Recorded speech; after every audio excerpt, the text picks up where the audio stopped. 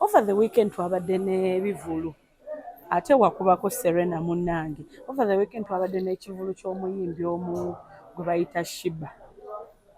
Omanyi abayimbi mwagamba mulina okwesapootinga nakye twakulabyeyo ne tugamba Spice awagira ennyo abakyala ne music industry lwaki tabadde mu kivulu. Saabaddeewo. Tewabadde wa? Saabaddeewo. Ewaawo otabadde? Nabadde ndi busy. Nali ne shows out of Kampala. Naye nga show ya Shiba yo wagirabye? Wagirabye. Yabadde kyagwe nga gwe osobola journalizing. It was good. It was good for her. Ne bafani be n'abagenzi. I'm sure they enjoyed.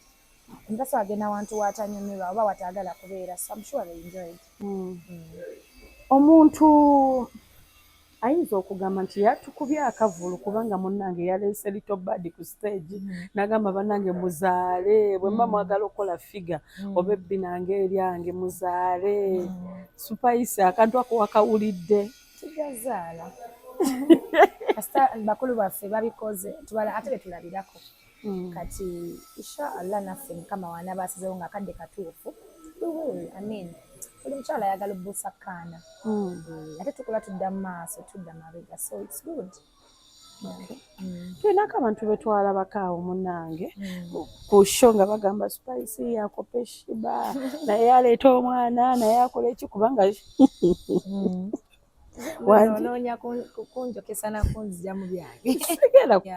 Super. Omukulu Shiba bwe yali press conference alina ebintu byayogera agamba mumulwana musasula abantu ba industry bamulwana basasula abantu b'amawulire abamu mbu balemozanya ne music we abamu mbu basasula zi blog sites bwe bityo nza kyogerako kiwamu abanga ekyo gyekiri kisoboka because naffe tulina abatulwana bangi era obeera awo n'engeri abantu bomanyi ne botamanyi abakulwana so it's possible ayinza obangeya kubanga era betukoleramu be bamu kyangu nnyo okujja osobola okunsa wena ne byosanze n'ongamba ku bantu abamu bisinza kugamba bisinza kwogera so it's possible kisobola obanga ki nga babimukola but of course tukivumirira si kirungi omuntu waba akuyiseeko aba akuyiseeko let people be ate omukisa gw'omuntu oyinza gujjawo kintu kyendi newonoogula abantu banvumi neogula abantu bakole batyaye kwesanga ng'omuntu oyo somulemesaako kadakika katini but wabanga ali meant to shine they shine. So ayinza obanga mutuufu nga gyekiri kubanga tubirabyeko bamanagers obumu mwawukana ne batandika okulwanisa abayimbi banno nabo mufolinga out bandika okulwanisa oba just neba temufolinze out omuntu akulinako obujja nakusasula abantu bakuvume so biri ku business yaffe. Criticism esusse mu industry Spice gwomu ku abayimbi abavumiddwa ennyo abantu baneseyazi bamanager ne bamuvuma bamusaamu eggaali naawe waliwo incident eyakabaawo gye buvuddeko ku mwami Frank Antambi mbu yavuma omukulu omu gwe bayita Jeff Chiwa n'amusiba ekintu ekyo kyogerako ki? Well, bintu ebyo olumu biba personal omuntu okola decision okusiba omuntu kiva ku bulumi bwe bwafiiringa nange nali njagaddeko okusiba ku bantu oba ku muntu nga mpisizaamu eggaali. It's not even once or twice. I've tried it kubanga olumu abantu bye batwogerera ku media tebiba birungi ne bikuluma moso nga biyingiddemu families and stuff. So kati nze sinyinza obutakyogerako in any way kubanga nti omuntu yamanyi obulumi n'ensonga lwaki akoze ekintu ekyo so kiba kiri gyali kwa nange siyinza kugamba nti ovuma omuntu kiba kirungi naye ate era n'omuntu yasalawo ki kyagenda okukolera omuvumi koze kiyinza omugira mu bwongo kusiba. So I don't really nga mmaliriza abateekawo embeera nti gwe ne Shiba temukwatagana mulina empalana obagamba ki? Abateekawo embeera bagende mu maaso tubalina kubisiba. Kati gwose kaki?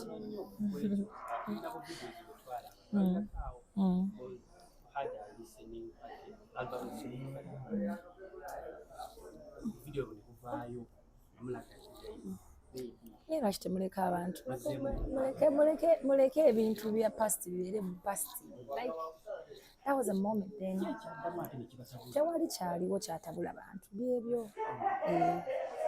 Lwaki ozzeemu n'onywa soda ng'ejjo wanywedde? Lwaki olidde nga jjo walidde? njale kulumye, so that's life.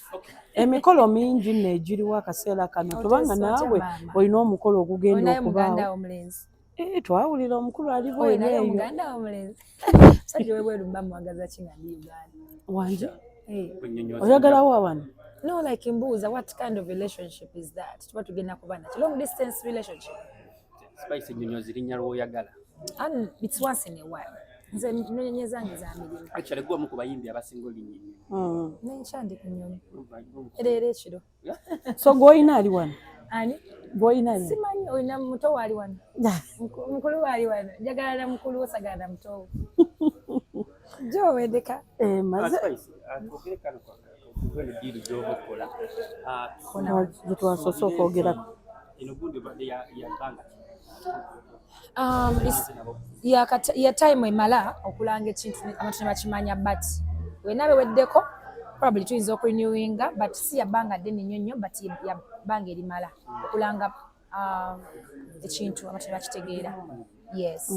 Tusooka vaawo kireka bubi. Sente zimala.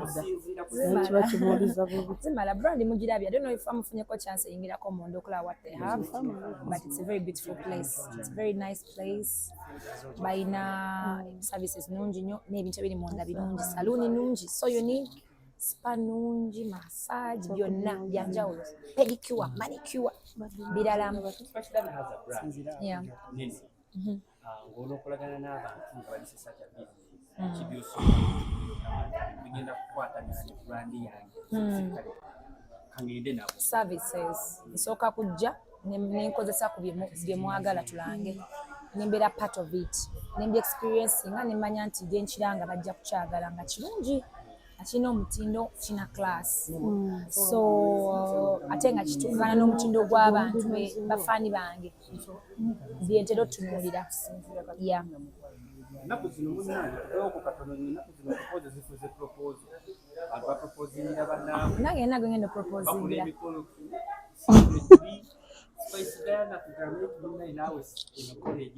nkyalinda abaana bakulekulemu kati mwagala abantu basibe emikolo mutabani wono njagala akulije ku mukolo gwa njagala akule naye abeerewo wagulabe kati nindalindako abantu bakule. Ogamba Ibura yakusibye okuwasa. Ibura kuwasa naffe tukole bintu. Ye munnaye buli lukya emyaka tulaba gigenda bugenda. Ate emyaka buli akula afa. Pozze bulamu bw'ensi eno naye si buli akula mu myaka tasobola kuwasa, tasobola zaala, tasobola fumbirwa. Emyaka can't stop you. Nayimbye ku mukolo yeddi this weekend nga bantu bakulu nga bali mu mbaga nga ndi bazinisa amazina biki nalibadde nange ngamba wandiyagadde omukolo gw'okubeera ku bannamawulire sibagalayo lwaki shoni sikwagala ku mukolo gwange pozi mbakolere tenti yammwe nga eri bbali mujje muli emmere nga security nga tosala kuyingira eno wali mukolo ogenda kubba bubbi okubba omugole ne muva ku mugole ne mudda kuki kubako ne mudda awo kati kye tugenda okukola omukolo gujje wano Uganda ogutwale gujjaba wano Uganda inshallah gunaagubaddewo naye mpuliranga njakale kankirowoozeemu kandewe muneeyisa mu bbanga eriddako omutankuba ennyo jabbayita naye muli bazibu muli mikwano gyange naye mbatya nange mbatya naye nga kungulwa. Thank you very much. Gwe muyindi bukaseera gwe bawazi bungi ne wiiki ejja nina gye nsayininga jabbayita munaate zenkole kitulina okulya fembi fenna. Welcome abakyala n'abaami banensanso balaba tuli basanyufu nnyo okubanjulira. I will speak more of Uganda because we want our people to really know what's happening. Kifo kirungi nnyo, it's a good place that everybody has to know about. So ndi musanyufu kuba nti leero tugenda baggulirawo ekintu ekirungi naye abaami nammwe temuli left out. It being a women's spa and saloon, it doesn't stop men from paying attention to it because you have your women and you want to bring your woman to a very nice place to do hair, feel comfortable. abe free nga totidde waja agenze bani abaliyo basajja bagenda mukwana oba ki. It's women's saloon and spa. Tewali mwami ogenda sanga wano. So basically I'm happy nti banonze nga brand ambassador over face or Zaril Salon and Spa. It's a salon and spa. Ngabawulira, we have a lot here. Twina massage, ngabagambye, body scrubbing, waxing, isn't it? And then ebyakwatagane salon attach for chirungi nyo. I've not seen a very nice place. More like, it feels like home. You know, when you're here, you can spend a whole day because there's so much to enjoy from the spa. Nogena komo massage, nogena scrubbing. You just give it a day. Nogamba katingeze kwekola kongo mchala. So, ladies and gentlemen, we introduce to you Zaril Salon and Spa, a place for every woman. Why no kubera away from the stress of work, away from the stress of home. Give yourself a day and come through. This is going to be my new home. And women that love to take care of themselves, you know what I'm talking about. You know what it means to give yourself a treatment, you know. So this is the place. And I want to let my fans know, I found you guys a very nice place where you can come and take care of yourself, you know, away from all the stress. So you can always come through. It is located just near Wanino, behind Acacia Mall. Kanjocha Street. Just Tewali Jam. It's so easy to access. It's on the main road, you know. And Atamani, more of what it does, you follow me on Instagram, on Facebook, on X, Snapchat, TikTok. I'll give you more updates and what we do. So feel at home. To the media, thank you so much for coming through. Because we trust you guys. You're the best at it when it comes to spreading, you know, the news. Out there. I want to thank you all for coming through. Nokubatimu honoring our invitation. Thank you so much. Nina mwete moe suulira. You know, like my female banama ulira kabeka samsa. Come through bit. Come through anytime. Joey, jangu bakole massage. You know. Kastimu we kali beti nsonga eyo gimanyi byokunyirira tubiriko. Come through anytime. Then nabambi banamawulire omukyala muteke muka treat Tomili omukyala muteke muka treat oje osasule spa omubeko surprise bajja mwana best treatment. So that was it, unless you have any questions about Zaril. But trust me, it's the best salon, the best massage place sauna. Ate abachala kati abachala abamu kuffe tutyo okweyambula like n'otambula mu sauna nga buli omu akwetegereza, you know. But if you're that woman that is, you know, shy, you don't want to be around many people, men looking at you and stuff like that, this is the best place for you to be. Si abasiraamu bokka nti bebalina okwebikira okubeera nga bali, you know, bali reserved, but there's so many women out there that would want to go to spa nenga aliyo bomu ngali comfortable alina bachala banne. So this is what we have here at Zaril, and we offer the best. Nabagala ina wano tukubirawo ina twina yoga, you know, there's a lot at Zaril. Just come, olabe what we have, the packages we have. Twina ne bridal packages. Let me present to you. Let me have that. Twina bridal packages. Abachala abayina embaga like you omukolo gunatera okutuuka. We have something special for you. Ojja nonaba muviri. Okay, nonaba muviri ne bakola ka treatment ne wetegekera omukolo gwo, because ebiseera ebisinga omukyala yenna ng'ogenda mu nnaku ezo olina okuba nga wetegekedde omwami wo. So bakoza enviiri ne bakoza wenna omubiri bascrubbinga toseka jowe. That's the truth. So you need to be all clean for your special day. So we have that package. I think she'll be taking you through it, or myself, I will do it. But we have a lot. Unless you have any questions about Zaril, but so far that's what we do. Okay. Kati ababuuza ebibuuzo by'oluzungu bigenda wa CEO ne tiimu ye. Ebyoluganda bigenda wa Spice Diana. Ebyoluzungu akazinda lukaakano. Ebyoluganda kaakano. Sure. Any question? So that someone can is Lee. Okay. Lot number, buloko number.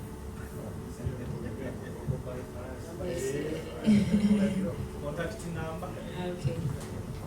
Social media handles. Social media handles. Okay. Katingera Wimbagambe, since I'm the new brand ambassador for this place, Zaril, Nina Chiwa Kuba Momaso, Monasoniwa, Nina Kwamba, I want more details about it. So trust me, Tujja Kubula, you're not interested in our services. Tujja Kubula, I'll give you more details how you get here, but for now, Kanjocha Street, one behind Acacia Mall, Basinga Momani Acacia Way, so Manya Ubuza Kanjocha Street, Basobolo Kulagawit. So on the main road, Tosobola Kubula. But you can follow me or follow Zaril Salon and Spa, ko Instagram, ko Facebook, ko X, ko TikTok, Yonaji Tuli. Even now, you can go and follow, yeah, and see more of what we have. Ekibuuzo ekirala tugende. Bone tuwe ekibuuzo ekyo oba makono. Kale.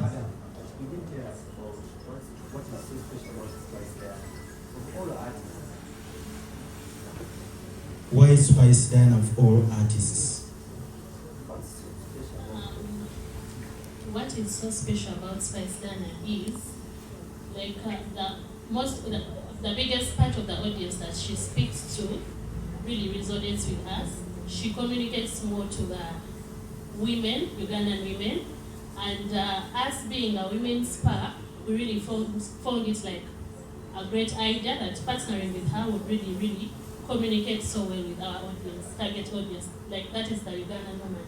The Ugandan woman who is out there, the Ugandan woman who is so conscious about their lifestyle, how they take care of their body and stuff like that. Yeah, I hope I've answered you well. So Real is so far the only spa or place where I've been to. When you're like, I want a spa day, you need to go to maybe a spa. So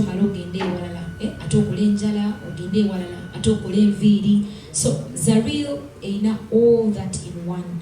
We have a salon, we have pedicure, manicure in the same place. Then to a massage, scrub and all that, steam, sauna, biona.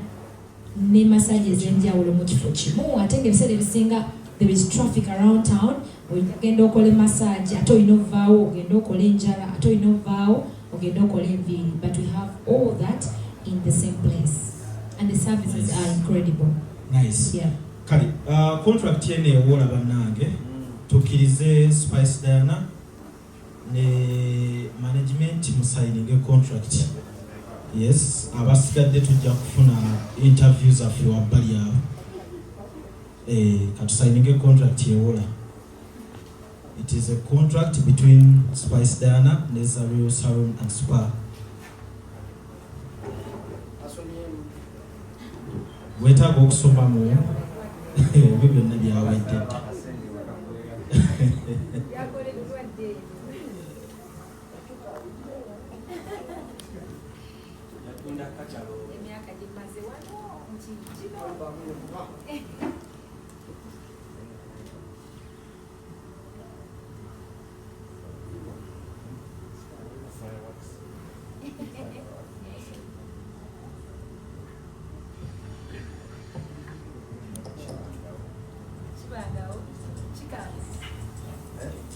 So CEO, as she signs, I want to assure you that she is the best and Kong Spice Diana.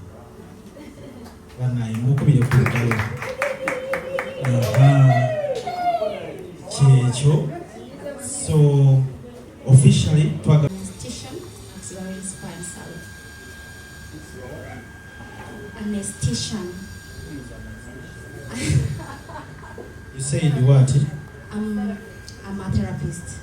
Oh, That's a simple one. okay. Yeah. So what do you do? I do body scrubs, I do hammams, I do steam facials, I do mani-pedi, I also do wood therapy and massages. Yes. Okay. You said your name? Frida. Frida. Yes. From Zaril Salon and Spa. Yes. Okay. I don't know. Are you in position to tell us about Zaril? Yeah, sure. Okay. Tell us about Zaril. I'm good. I can't. You can't. I can't. You can't. So for you guys, if you can speak Uganda, you can. If you can't, speak English. Okay. So tell us about Zaril. Zaril Spa and Salon is a women's only spa. We are located at Kololo, Prince Charles Kololo Plot 84. We also deal with women only. We know that sometimes women need their time alone without the disturbance of men. So that's why we have the Zaril Spa and Salon. Our major concern is we women, we take good care of our families and every other thing, but we forget about ourselves. So sometimes you need your time alone, despite the fact that you have all other things that you're taking care of. You need your time alone as a woman. So you make your day a spa day alone for you as a woman. Come, we pamper you, we make you look, we give you that happiness that you want, that depression. This is the place, if you come, if you are depressed, you live a happy soul. No depression, no stress, and you live a glowing life. So Zaril is about women. Yes. Okay. You next? Okay. Really say bizibu ebigambo bitonotono. Naye gojja kwogera Oluganda. Loza Spice ajja kijjayo nnyo anayogera Oluganda n'Oluzungu. Bali tubaleke boogere mu lulimi lwe bali comfortable. Okay. Your introduction, your position. Good afternoon, everyone. My name is Proskovia Nakato. I'm the digital manager of Zaril Spa. So that beautiful content that you see on our socials is managed by me. And we also have an entire team that is not here with me. But all I can say is we are so happy to be partnering with Spice Diana, and we can't wait to have, you know, fruitful results out of the partnership. Thank you so much. Welcome. Nice. Pass the microphone.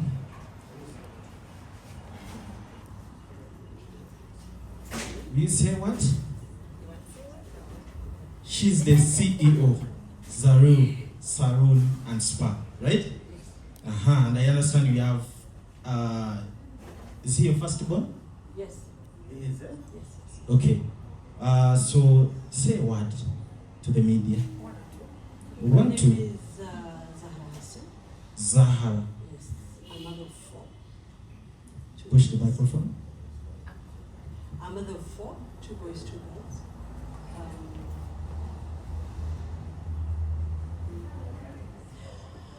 I would say I opened Zaril Spa not to be, for one reason, the conservative women out there. There are women who are shy and maybe they lack their own space, not to be uneasy about which one passes out. So comfortable, carefree, and a space to, I believe you enjoy everything. Beautiful.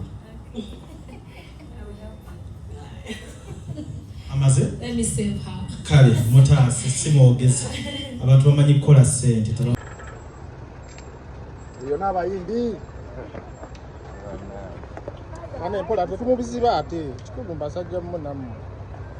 Tetumuziba. Bannange. Chama dobe. Yona yenyini.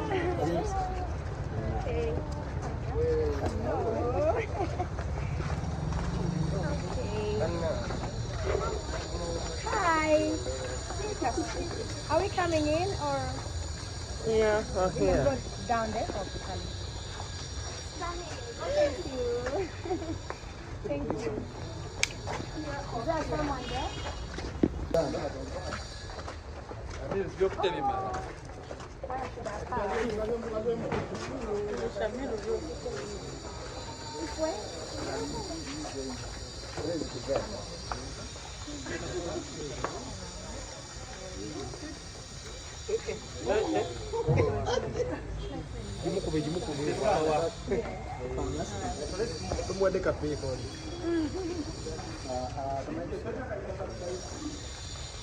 DJ Teka mwaka eshongoro akagamba Shiramindi limbo Teka mwaka yimba akagamba omugijje gwaffe tukole fujjo Sana zawadi